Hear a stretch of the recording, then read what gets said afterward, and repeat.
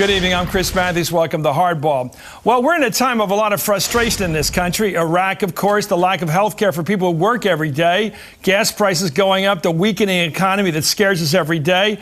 And I come on here every night and try to wrestle with these frustrations. And also the changes in our country. We might soon have the first woman president, the first African-American president, or a man older than we've ever elected before. And of course, we always treat things here with hope, our uniquely American hope that we can actually make things better, that we can make the greatest of countries not only survive, but as William Faulkner once said, prevail.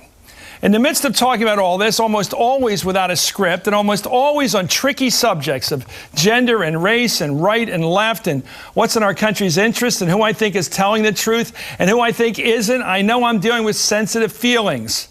I've accepted all of this as part of the business I have chosen. This program, I am proud to say, is tough, fearless, and yes, blunt.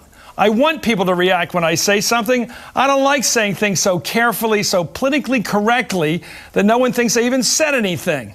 What I've always counted on in all the wild, speeded-up conversations on Hardball and elsewhere on television is my good heart. I've always felt that no matter how tough I got, how direct, how provocative, how purposely provocative, people out there watching would know I was not out against them, that it was them I was rooting for, that while I was tough on individuals who sought to lead the country, I was not against the hopes we all have for a fair shake. In fact, a better deal for people who have been held back before we came along. Some people I respect, politically concerned people like you who watch this show so faithfully every night, people like me who care about this country, think I've been disrespectful to Hillary Clinton, not as a candidate, but as a woman.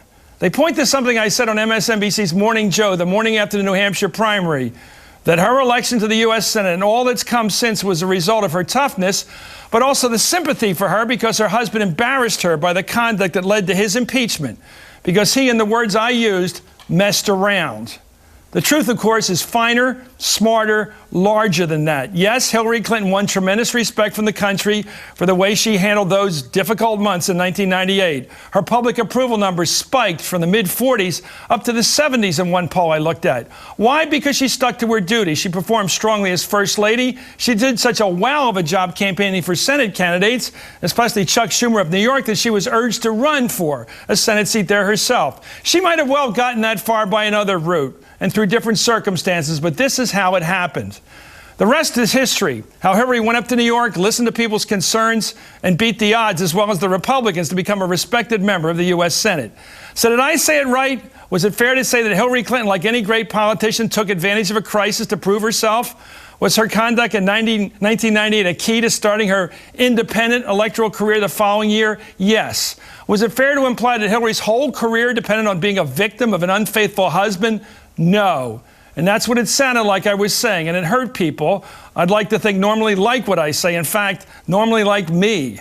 As I said, I rely on my heart to guide me in the heated, fast-paced talk we have here on Hardball, a heart that bears only goodwill toward people trying to make it out there, especially those who haven't before. If my heart has not always controlled my words, on those occasions when I have not taken the time to say things right or have simply said the inappropriate thing, I'll try to be clearer, smarter, more obviously in support of the right of women, of all people, to full equality and respect for their ambitions. So I get it.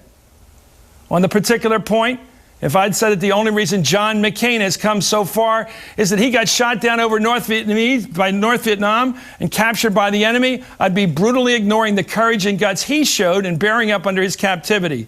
Saying that Senator Clinton got where she's got simply because her husband did what he did to her is just as callous, and I can see now it comes across just as nasty, worse yet, just as dismissive. Finally, as if anyone doesn't know this, I love politics. I love politicians. I like and respect people with the guts to put their name, their very being out there for public approval so that they can lead our country. And that goes for Hillary and Barack and John and all the rest who are willing to fight to take on the toughest job in the world.